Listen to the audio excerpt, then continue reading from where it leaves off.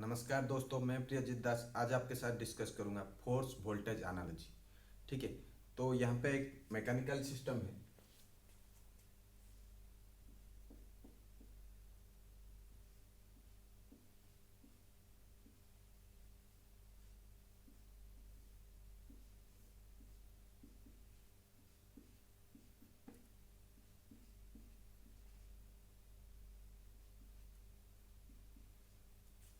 तो ये एक मैकेनिकल सिस्टम है जिसमें एलिमेंट्स क्या क्या है। मास, डैम्पर और डैशपोर्ट, स्प्रिंग। और एफ क्या है, एक्सटर्नल फोर्स। और एक्स क्या है, डिस्प्लेसमेंट।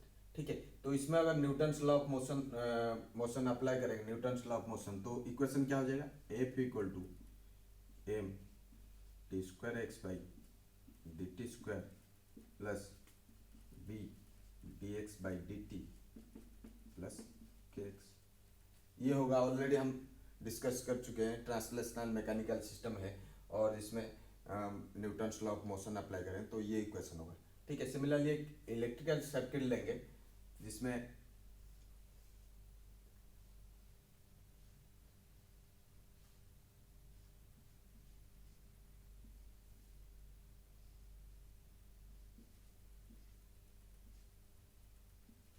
ये सीरीज आरएलसी सर्किट है जिसमें voltage V, resistance R, inductance L, capacitance C। ठीक है। तो इसमें अगर किरचॉफ्स वोल्टेज लॉ अप्लाई करेंगे, अप्लाई KVL, तो क्या होगा, इक्वेशन क्या होगा, V equal to R I plus L D I by D T plus 1/c integration of I D T. ठीक है। और आई हमें पता है, आई इक्वल टू क्या है, D Q by D T. I यहाँ पे क्या है, current. Current that is equal to rate of flow of charge. ठीक है।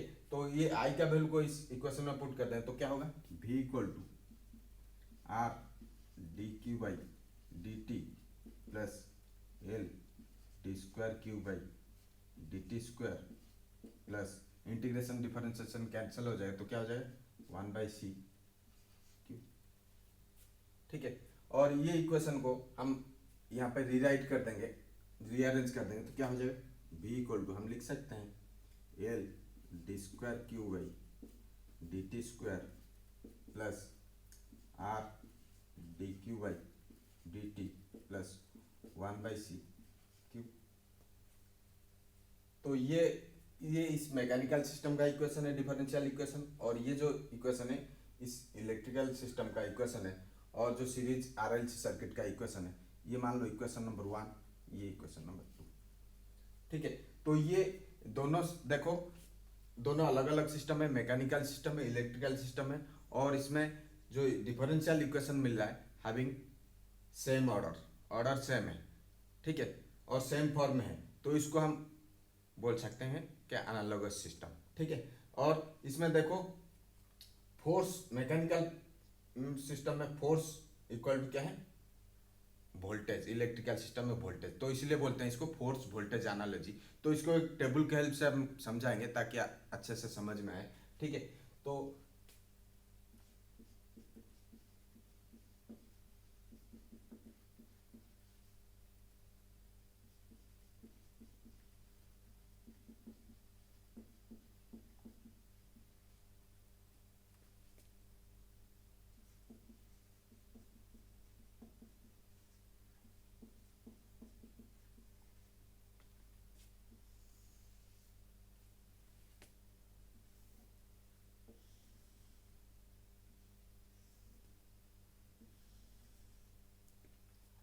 Translational mechanical system and electrical system. ठीक है। तो ये ट्रांसलेशनल मैकेनिकल सिस्टम है और ये इलेक्ट्रिकल सिस्टम। तो इसमें देखो force F, force mechanical system है, ट्रांसलेशनल मैकेनिकल सिस्टम में force F is analogous to what, voltage v। Similarly mass m is analogous to inductance L। Spring damping coefficient, spring नहीं, damping coefficient B damping coefficient B किसके equivalent है? Resistance R और analogous to resistance R. Similarly spring constant K is analogous to reciprocal of capacitance. Spring constant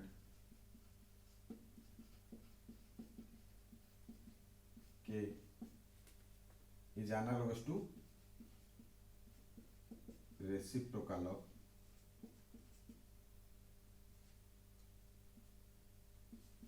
capacitance,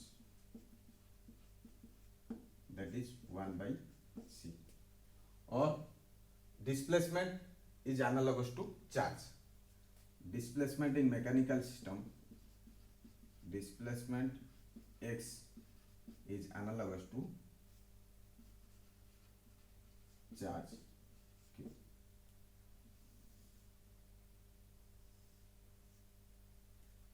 तो है force F is analogous to voltage V in electrical system, mass mechanical system, mass is analogous to inductance L, damping coefficient B is analogous to resistance R, spring constant K is analogous to reciprocal of capacitance, displacement X is analogous to charge Q।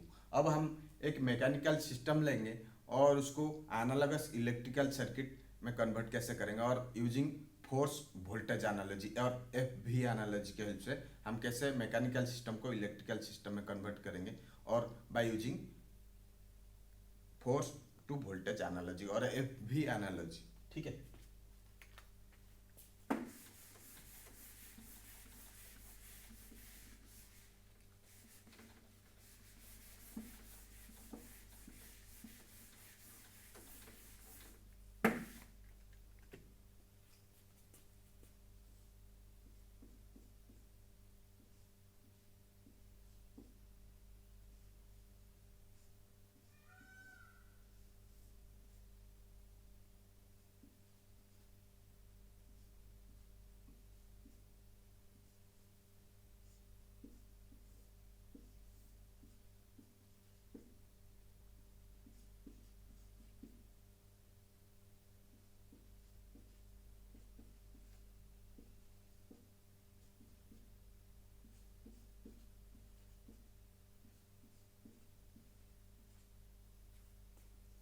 ठीक है। तो ये एक mechanical system है जिसमें elements क्या क्या है?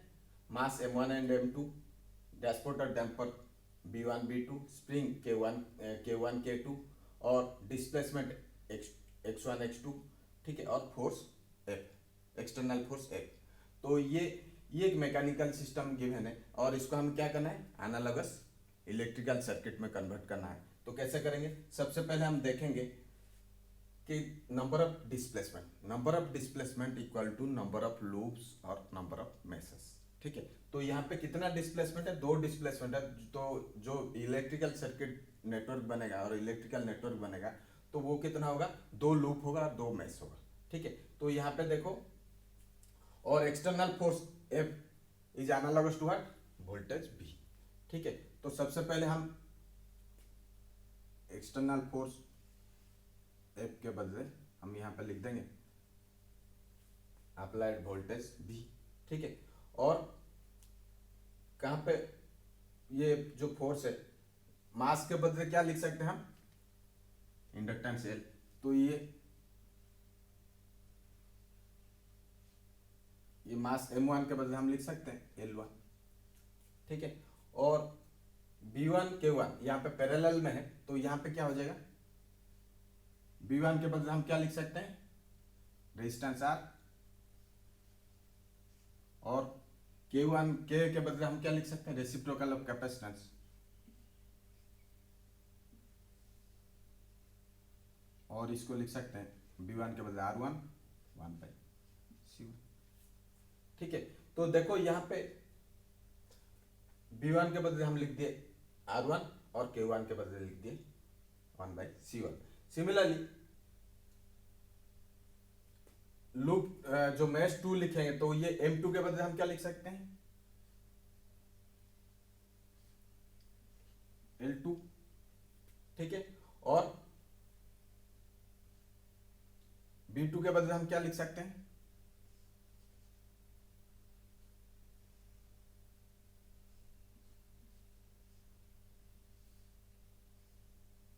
B2 के बदले हम लिख सकते हैं R2, और K2 के बदले हम लिख सकते हैं 1/C2। और ये जो है R1 1/C1, ये क्या है, this elements are common for both mesh 1 और मेश 2, ठीक है। और ये हो गया कंप्लीट जो सर्किट बन गया, ये जो हो गया ये analogous electrical circuit of this mechanical system, ठीक है। तो हम क्या किए, फोर्स के बदले हम वोल्टेज लिखे, और मास के बदले इंडक्टेंस लिखे, और ये जो है चेंज इन डिस्प्लेसमेंट जो एलिमेंट कर रहा है उसको, वो कॉमन है for both mesh 1 and mesh 2, और M2 के बदले L2 लिखे, R2 के बदले B2 के बदले मैकेनिकल सिस्टम का एनालॉगस है किसके बराबर, रेजिस्टेंस के बराबर, और एनालॉगस टू रेजिस्टेंस, और K2 is analogous to 1/C2। तो ये हो गया analogous electrical circuit by using force to voltage analogy और फोर्स वोल्टेज एनालॉजी, ठीक है। तो अगर वीडियो पसंद आए तो लाइक शेयर सब्सक्राइब करना मत भूलिएगा। थैंक यू दोस्तों।